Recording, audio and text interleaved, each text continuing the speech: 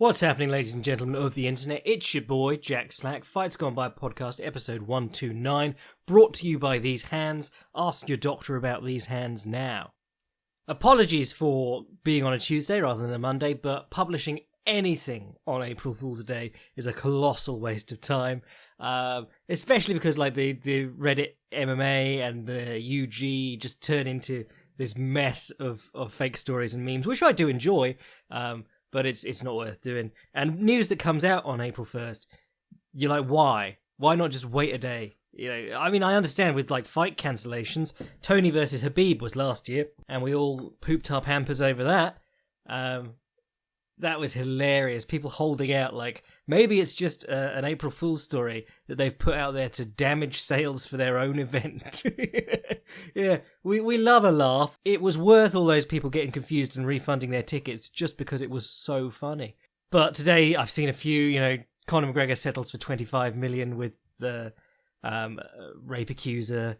There was a few, but then there was Josh Barnett announcing that he's signed with Bellator, which is big news. That's me literally going from not caring about the Bellator heavyweight division to caring about the Bellator heavyweight division in one signing. But why would you announce that on April Fool's Day? Why not just wait one day? Shit, I've just burned through half of my news by telling you that. The other piece of news was that Endeavor's going public later this year. William Morris Endeavor, the company that owns the UFC, bought them for $4 billion a couple of years ago. Basically half of the major talent agencies in the world. It's them and CAA, I think.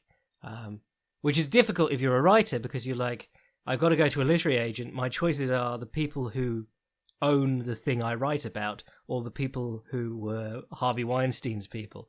But anyway, let's talk about the events this weekend, because it was pretty typical Edson Barboza. Edson Barboza does but two things: kick heads and shit beds, and he shat the bed royally against Justin Gaethje.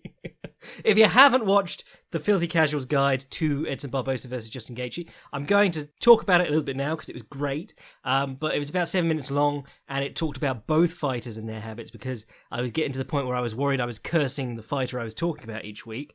And it went down really well. I think it's got 80,000 views now, which is crazy for a piece of work like mine. I don't advertise well on YouTube. I don't use clickbait very well. I don't do any of the things that I know could get me more viewers, but I don't like doing, with the exception of adding arrows to thumbnails now. I'll put an arrow saying this is important, or an arrow that just says lines for cretins. But yeah, it went down really well. The UFC don't seem to have a problem with it at the moment, which is fantastic. I don't make any money from it, but then I don't monetize any of my stuff on YouTube because I think, why would I? I don't want to be one of those people who ends up making some part of their salary from YouTube and then complain when I get demonetized. That happens every week. There's someone crying about being demonetized and for not actually breaking the rule, or only minorly breaking a rule. And the reason is that the YouTube doesn't actually care if you break the rule. YouTube doesn't have enough money. YouTube is a big hole in the ground owned by Google that won't ever make a profit, and they've lost all their advertisers, and they've promised everyone they can have money, so they just have to keep finding ways that you're breaking rules that you aren't, so that they can demonetize you. But yeah, Filthy Casuals guide to Gaethje versus Barboza. Great. I thought I really enjoyed doing this one because it's two guys who have a lot of strengths and a lot of, not obvious, but a lot of weaknesses that I've talked about a lot, and they've stayed consistent. And I think in this case it's okay to say weaknesses. Normally I'd say habits. But Edson Barboza's constant running backwards onto the fence and then circling with his arse along it is a weakness, I would say, as it's now been exploited many, many times. There were some crazy takes out there this week, like Edson Barboza will win because he's got better footwork. And I don't like saying things like better footwork and better striking anyway, but I'm going, what aspect of his footwork do you think is better? The part where he can't actually strike if he leaves his stance, but has to leave his stance to move, or the part where he's always along the fence, or the part where he never changes direction? Truly absurdist takes, but, people see the switch kick, which is wicked. Don't get it twisted. If I could switch kick like Edson Barboza, I would be incredibly happy. The speed he can do some of the fundamental motions, the speed he snaps through them is incredible. But he has very, very poor ring craft. and very, very poor ring science and shot selection and things like that. What I liked in this fight from Justin Gaethje was, well, he did come out and do as promised. He immediately started trading low kicks with Edson Barboza, and was up on the scorecard, but it did seem like Edson Barboza, the two that he landed near the end of the fight, seemed to bother Gaethje a bit.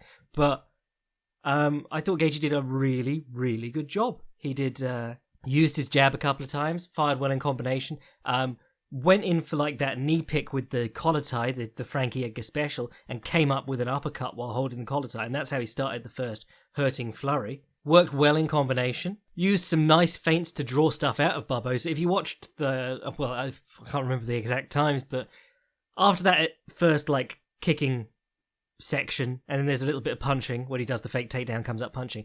Then the next few kicks he manages to draw them out and drop away from them. He'll show a fake moving in and then pull his leg back, and Edson Barboza will whiff on the kick, and that's good. This is the thing: Gaethje can show some remarkable intelligence in his striking when he seems moved to when the spirit moves him. Like against Dustin Poirier, after 3 rounds of running in face first, he decided to fake a kick and step through into a left hand, which was really nice. And he did the same thing against Barboza in this one. He faked a right hand and shifted through for a left hand and started working from southpaw, rolling down behind his shoulders as he did so. Barboza landed a couple of good kicks, and then he surged in back to Mens, threw a right hand. Barboza circled out to the side with his chin high in the air. The Curtis Millender special, he caught him with a stepping right hook again. That double, the right straight and then the step out into the right hook, is a beautiful... I call it herding punch. You herd them into the right hook, but you're making them move away by throwing the straight right. They want to be on the elbow side of it. You turn and face them in a new stance, and you catch them with the right hook coming in from the side that they're moving to. George Foreman did it. Anderson Silva did it against Forrest Griffin in like his one offensive moment of boxing in his UFC career. But it's a really good move, stepping right hook.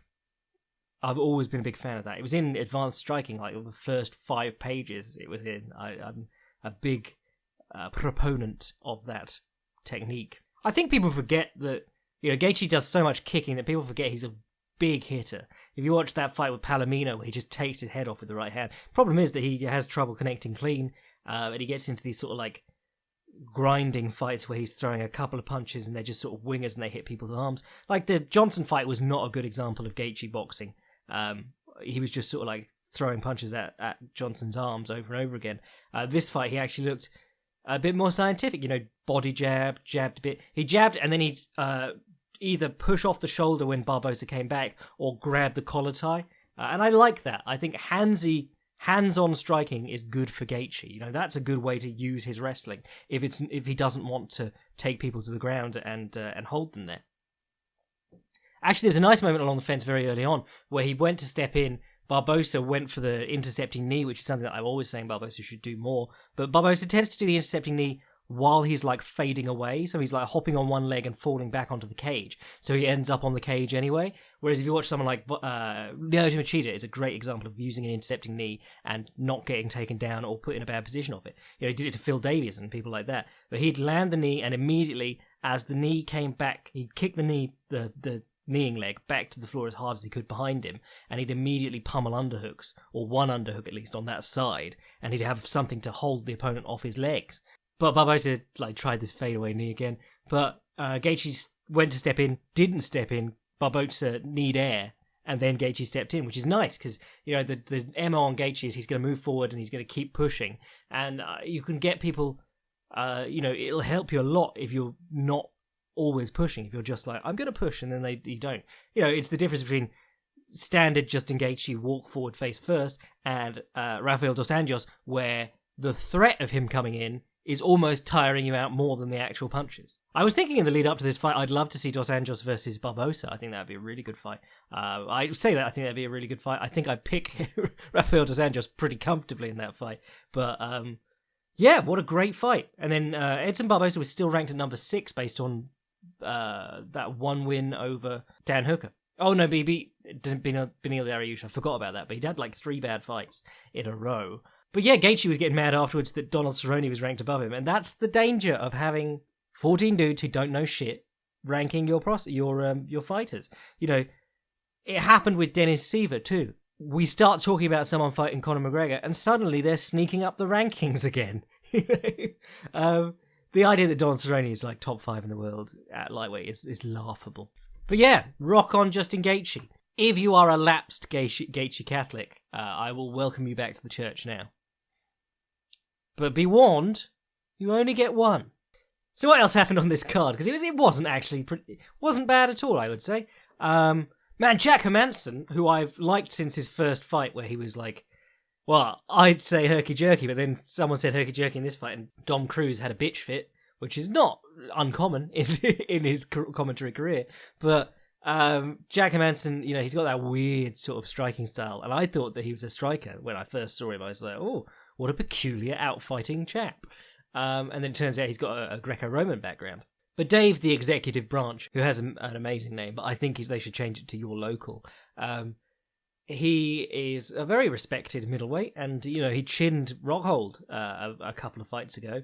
But Hermansson made quick work of him. Struck well, got to his back, and then he went from the back. He grabbed his own thigh, like the overarm and the over-under went over the head, grabbed his own thigh as he turned back round into what was called a guillotine, but like John Danaher just recently released a DVD where he talks about this specific choke, where you get the guillotine but with the arm inside of your body rather than like an underhook of the opponent, and it's more like an arm triangle choke.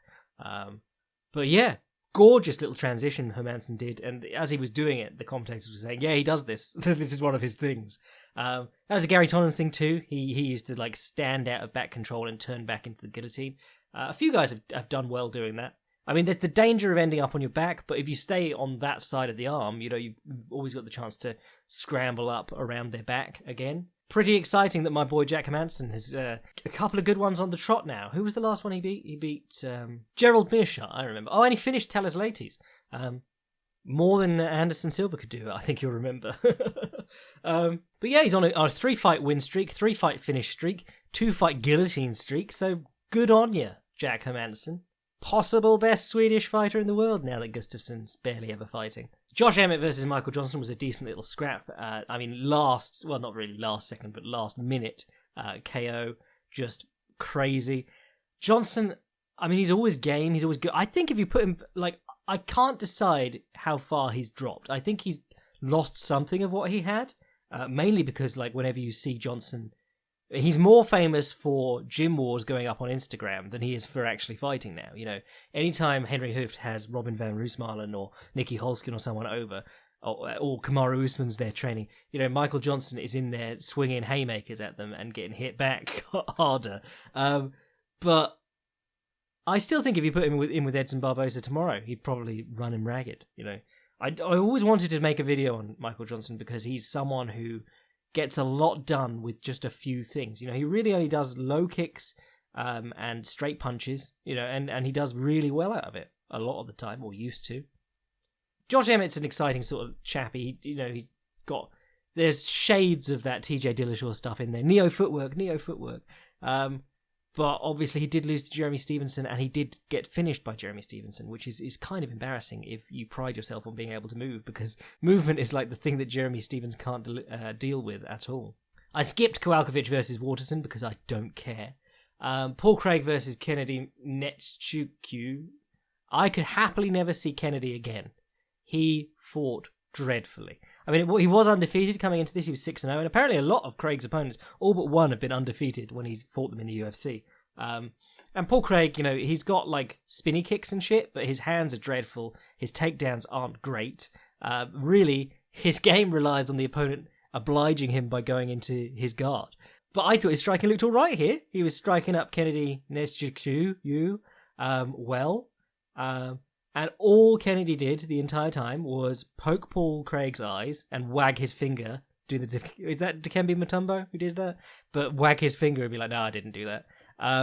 Or grab the fence. He didn't do anything useful in that fight. And the finish was lush. Paul Craig's got an interesting guard. He was doing all sorts of things. He was looking for razor arm bars and switching off them. Really interesting how active he is from his back. Gotta respect that. But the finish was gorgeous. He hit a scissor sweep. How often do you see those in MMA? I think Jeff Curran hit one on Scott Jorgensen, and Scott Jorgensen immediately scrambled up. but I can't think of many. Maybe Carlos Newton hit one back in the day. But yeah, wrist control, scissor sweep, doesn't try to get on top, snatches up the triangle as the guy comes back up, and then the guy gets out, Kennedy gets out. But then he goes for a scissor sweep again, but this time goes over the arm, the smash entrance for the triangle, or the knee pummel, I think Neil Melanson calls it, but it was a Ryan Hall favourite too.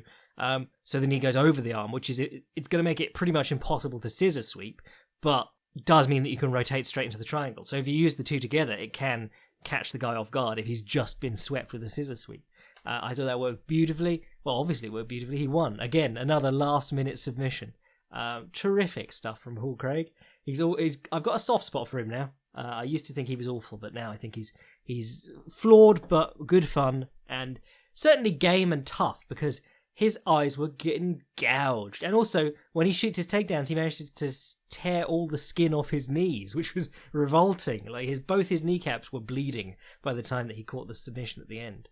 He did do some nice shots into his guard, though. He'd shoot and then do a little sit-out into guard, which was nice. What else did I see? Oh, Ross Pearson losing. That was sad. And that just looked like a guy who can't keep up anymore. He's still technically sharp and savvy, but the dude just overwhelmed him. He was like, well, now I'm going to punch you in the head 80 times in about 10 seconds. And Ross Pearson was like, uh-oh, I'm too old for this. I think during one of these breaks between fights, I will have to do some kind of Filthy Casuals guide to Ross Pearson. Probably won't get, great hits regarding, the search terms and stuff. But he's a very, very interesting, or he certainly was a very, very interesting striker. Lots of inside slips to left hooks. Interesting sort of slip and rip boxing style mounted on some weird Muay Thai. That fight with George Soteropoulos is just a highlight reel on its own. But anyway, what else happened? Man, Ray Borg missed weight again. That's like the 8th time he's done that. And a lot, I understand that Ray Borg has a lot of stuff going on with his is it son or daughter? I can't remember, but his child is not healthy or wasn't healthy for a long time. And that was, a very important story in the MMA sphere. But he's been doing this long before his wife was pregnant. He was missing weight. The dude's pretty unprofessional in terms of preparation. I suppose talking about Ray Borg takes us on to talking about One. One was good. I haven't actually caught up on all of it. I've still got to watch the kickboxing matches. I'm really looking forward to watching Rod Tang and Yod versus Sauer 3. Didn't expect much from Sauer in that match, but people were pretty sad about it. But I caught all the MMA stuff. So what happened? Oh, and Gary Tonnen, of course. What happened on that card? I enjoyed it a lot. It was a really good card. But firstly, it was night of the UFC fighters taking on giants. Eddie Alvarez fought a dude who was considerably bigger than him, and then Demetrius Johnson fought a dude who was enormous. And it was so funny listening to these dudes be like, oh, well, I like One now. These dudes who jumped on the One bandwagon as soon as Demetrius Johnson was signed. They're like, well, One is, I don't know if you know, but One's fixed weight cutting. It happens every time someone misses fucking weight. It's in the UFC. It's like, what they should do is what One does, and you're like, what? Not actually advertise the weigh-ins or show them or prove that they've weighed in. So yeah, but apparently, oh well, with the hydration testing, you can't actually cut weight in the way that we do in the West. So Demetrius Johnson comes in, and they put up this photo beforehand of Demetrius Johnson weighing 61 kilos or whatever it is, 10 pounds higher than the usual flyweight limit, and looking healthy, and everyone's like, oh my god, they fixed it, they fixed the weight cutting, and then they get in there and the dude he's fighting is twice his size, and he takes him down in the first round. The dude just goes, nah mate, and stands up. And he goes, oh, I wonder why no one in the UFC did that to him. Props to Yuya Wakamatsu. He looked really good. I did not expect that quality of fighter, to be honest. I thought he was really quite sharp, landing good uppercuts both to he was looking for the head and landing to the chest when Demetrius Johnson came in. DJ had to wear him down, which was really nice, because DJ mainly does that. He wears dudes down and submits them late, but you really got the sense that he had to here. It wasn't like he was just beating him the entire time. But just hilarious size difference. Just dude's 1 minute, oh, one's fixed weight cutting, dude's next minute, why is DJ fighting a giant? And then Eddie Alvarez had a rough one. Now, people, in the aftermath, people were like, "Oh my god, Jack Slack, great prediction." And I was like, I've spoken about this fight once. I said, Grabaka Hitman says that there's some legit talent in this lightweight tournament, and he'll know better than me. But yeah, man, this dude smoked Eddie. It was bad. Timothy, nasty Yukin. Oh, he did throw some nasty Yukins at him. But yeah, he was trying to time Eddie coming in, trying to time him with like uppercut, left hook, and things like that. Eddie typically at his best when he's like leading the dance around the outside of the cage. Not good when he's going to people like he did against Conor. But like when someone's just coming after him, like Chandler or Gaethje, he looked very good. Yeah, people are saying that he's washed up now. Obviously he's lost a few steps. He lost his few steps when he became UFC champion, but he did just box up Justin Gaethje like 2 fights ago. But yeah, out of the first round of the tournament, so eyes on that one because that'll be fucking exciting to see go through. But people were talking about how much bigger this other guy was, and some guy was trying to tell me that Eddie Alvarez just hasn't mastered not cutting weight yet. Like, okay, so we know they're both hydrated and they weigh the upper limit of the weight class. Why is one still considerably bigger on fight night? And then another guy was trying to tell me about carb loading, and we just ate a big bowl of pasta before the weigh-in or some shit. Just hilarious. Remember that Chatri literally said that it came out again this week. He was all on about honor and martial spirit and how the West has changed mixed martial arts. And some dickhead with a Hickson Gracie avatar and a Musashi quote on his front page was on there on Twitter being like, I think you'll find the philosophy of traditional martial arts is this. I'm like, well, no, it isn't. We've all read Musashi in the Hagakure. That doesn't make that the philosophy of the martial arts. And he just kept going back to this, like, that's the philosophy. Like, no, even in philosophy there are different types of philosophy. There's not one fucking overarching philosophy for all traditional martial arts. And are they the same in China and India as they are in Japan? You know, where Bushido was made up in the 40s to make people happy to fly to their deaths in planes that only had half a tank of fuel. Yeah, just crazy people. Believing in Bushido and the warrior spirit as a grown adult is way lamer than being a sword bro. At least if you're a sword bro, you just like sharp things. If you're like, oh, I'm a warrior, you know, that guy, what was his name? The guy who stopped the mugging on the train because he had his sword with him. He's like, I'm actually more dangerous if I'm not carrying it nowadays. And then later, news came out that he drowned while rowing a boat out to an island with his 12-year-old female disciple or some shit on it. Oh, that story's so good, even though the guy dies, which is kind of sad, but... look it up if you've never heard that story. Bibiano Fernandez versus Kevin Bellignon. I was really looking forward to because the second fight, not the first fight, they fought once before, and then Kevin Bellignon earned another title shot, took Bibby's title, and he did it by back kicks exclusively. Like Bibiano Fernandez would walk forward, Bellignon would do a jumping back kick to the gut. And then Bellignon would have to try and run away from the takedown attempt. And Bibiano's takedown attempts were naff in this fight. He was reaching out for single legs way in front of him, getting countered with punches. But he finally gets the takedown. Kevin Bellignon goes Donkey Kong from the bottom with elbows to the back of the head and gets disqualified. So a massive disappointment in terms of outcome. Like, that's not going to be pleasing for anyone except Matt Hume and Bibiano Fernandez. But, yeah, just really... How can you watch that and be like, well, that proves Bibiano Fernandez is the best in one again? Yeah, kind of shit, but, you know, whatever. And the same thing happened to Edward Fulliang in the main event against Shinya Aoki for the 170 title, which I suppose is the 155 title. But, yeah, I mean, Fulliang had beaten Aoki once before, and he had a couple of fights since then as the champion, which... You know, it's these guys from this Filipino team, what are they called? The team something or other. But they were a formerly Wushu team, which is just awesome. So they all have weird spinning kicks and shit. But yeah, he got taken down and immediately arm triangled too. And you're like, what happened? Did you guys just forget overnight how to do this? Like, very, very strange. Ong Lan Sang, sometimes the N is separate and sometimes it isn't. But... the most famous man in Myanmar, as they keep telling us on one broadcast, fought Ken Hasegawa. Their first fight was fucking mental. I only saw it for the first time like last week. But this one wasn't quite the same. You know, it seemed like Ong Le-sung. It seemed like Ong had his number, basically. And finally caught him with a good counter right. I think it was because Sasakawa was the southpaw.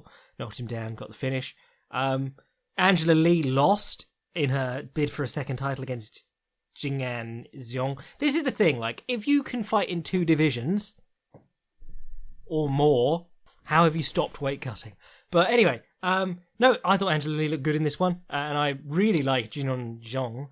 Zhongnang Zhong. No, Zhong Jingnan. That's what they kept calling her. I like her a lot. She was good fun. Head-body combinations, interesting kicks, and just game as fuck. But Angela Lee was doing well with her jiu-jitsu, obviously very highly rated as a submission grappler in MMA. Took her down. Zhong shrimped away and was like pushing on her hips, and Angela Lee just stepped over and slammed her knee down on the hand to mounted crucifix, and then stepped over the back for that armbar attempt. I think that was the 3rd round. It was pretty close, aside from like that close to almost finish moment in the 3rd or 4th or whatever it was. Lots of people said like Zhong came back and after being dominated, but I think only one round was really one-sided. But yeah, body kick took Angela Lee out of commission. She was turning her back. It was like, I want to fight, but I really don't want to. That sort of body language that you get when you really hit someone with a body shot. But Chatri's face after this was hilarious. He was just furious, fuming. Wanted his 2-division champion Angela Lee. They'll go out of their way to tell you about Angela Lee at every opportunity. Someone tagged me in the one of the live threads, being like, "Oh my god, Jack Slack was right about these adverts. They're worse than even he said." Like just showing penniless kids in Jakarta being like, "Now that Angela Lee is a 2-division world champion, I can be a doctor." I just wanted to tweet after this. Angela Lee lost. Women can't be doctors. Boo. I thought people might take it seriously and then think that I was a massive chauvinist, so I didn't. But yeah, I thought that was a really good card. I've still got a couple to catch up on, as I said. But bloody fun. And Gary Tonnen did good too.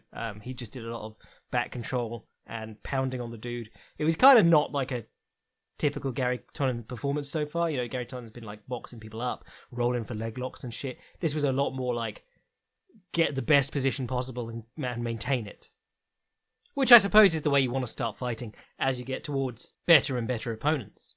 Anyway, let's do a couple of questions. Hi Jack, avid podcast listener here and a big MMA fan who also happens to work in the world of artificial intelligence. I'm currently trying to bring my 2 loves together and use machine learning to predict the outcome of MMA fights. My model feeds on data, and so far it has eaten stats for each fighter, such as reach, weight, age, record, style, and significant strike/takedown attempts in the last few fights. Using your vast knowledge, what are the top 3 or 4 statistics you would want to know about a fighter and their opponent before making predictions on the outcome of the fight? Keep up the great work. Jaffa Cakes for the win. Phil. This is a tricky one because I had to think about this, and I was like, things like strikes absorbed per round or whatever are important, but again, it's all, you are the faster or slower of 2 people. Everything is binary in a fight. So one person might not hit you once, and the next person might hit you hundreds of times. But I think if there's a way you could do it, firstly, I want to know strikes absorbed per round and like landing percentage of opponents. Both orthodox and southpaw. I'd have that broken down separately because the dynamics are so different for both. There are dudes who can't fight southpaws. There are dudes who are better fighting southpaws. Less of those, obviously, but important nonetheless. And I think some way of heat mapping the cage, because I think it'd be very interesting to know how many strikes are absorbed in free movement along the cage and close to the cage, as opposed to pressed against the cage in a clinch. Clinch striking wouldn't really count that, or out in the open. Because those are the things like Edson Barboza, I suspect he hits a ton of strikes near the cage. Junior Dos Santos is probably the best example. Junior Dos Santos probably gets hit like 80% of strikes thrown at him next to the cage and about 20% out in the open. So I think, some kind of heat mapping system would be very interesting.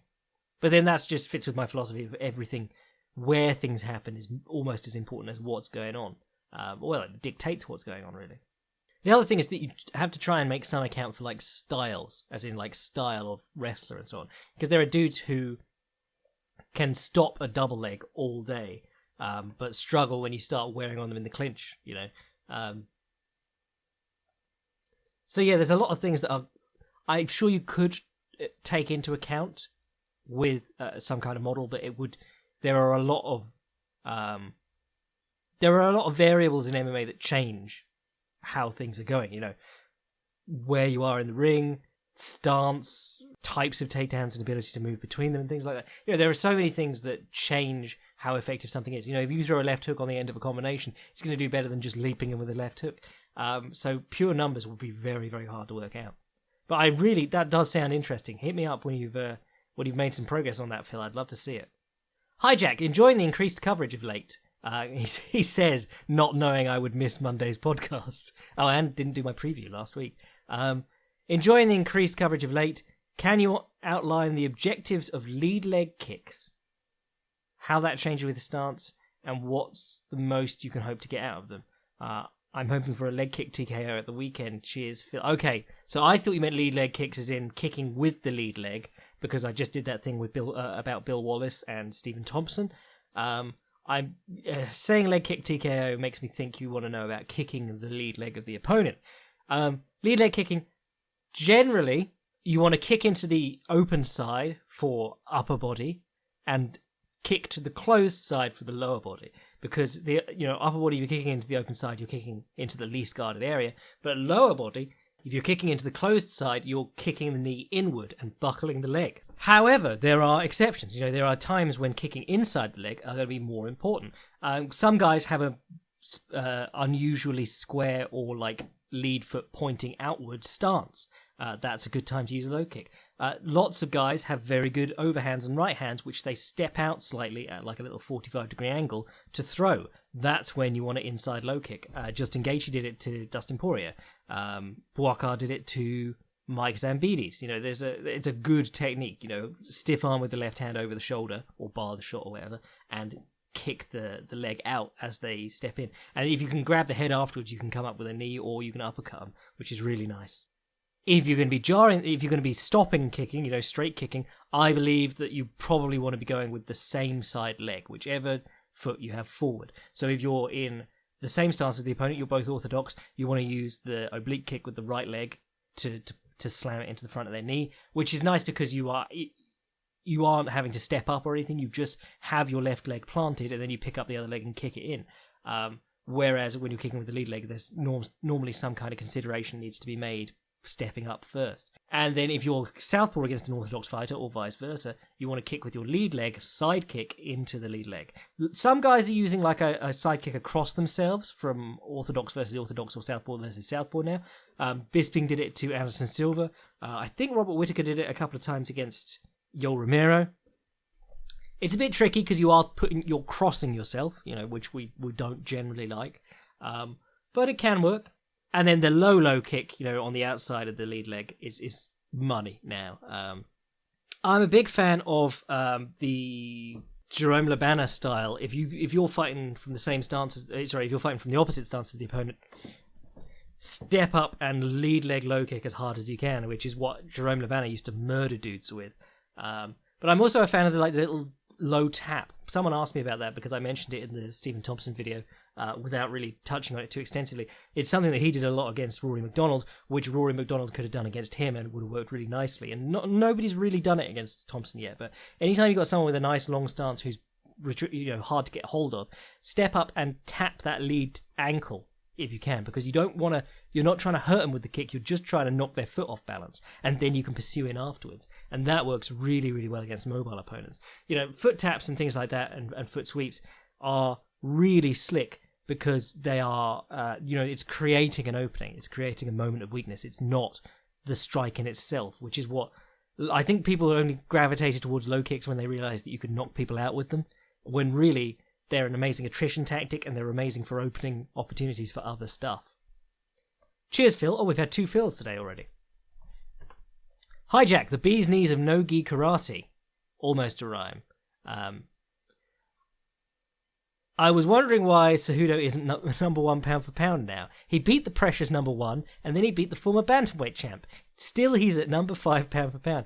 It almost makes it seem like the pound for pound rankings are bullshit. Cheers from Lund. And then Simon after that, so it could be either. But, that is silly. But it's almost, they are bullshit. You know they're bullshit. And if people don't like your win, they won't give you credit for it. There are people who are still like, oh, Ed TJ's the number 1 pound for pound guy in the world. And you're like, if he won that decision, would you give Cejudo the rematch? Would you really? People just don't like Henry Cejudo. He is one of the best in the world at any weight at the moment. He's proven it. He's fantastic. And he's come along in leaps and bounds over like the last 3 years. Anyway, I think that'll wrap us up for today. If you want to get in on the Patreon, brand new China episode coming out either today or tomorrow morning. If you want to send an email to the podcast, fightsgoneby@gmail.com. If you want to see what I'm doing at any time, fightprimer.com. And remember to subscribe to our YouTube channel so that you can watch the Filthy Casuals Guide. And hit that bell, whatever the fuck that means. Smash that like button.